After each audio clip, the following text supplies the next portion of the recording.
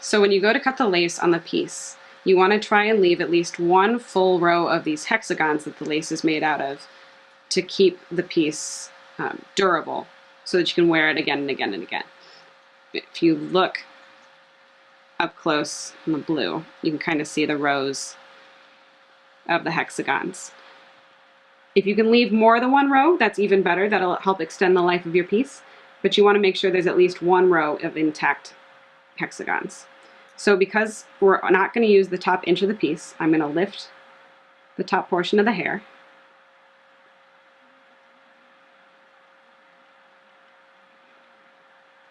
And cut the piece down to size.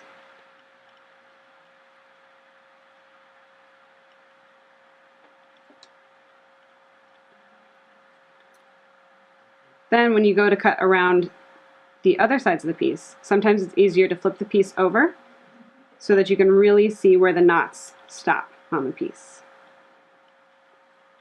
Again, leaving at least one row of the hexagons. If you're doing theater, you can usually get away with a few more rows of lace because your audience is a little bit farther away and it's a little bit more forgiving. And the more you can leave, again, the better for the longevity of the piece. When you go to cut the bottom, you want to move the excess hair on the other side out of the way so that you're not accidentally cutting any of the actual facial hair portion. You just want to be cutting the lace.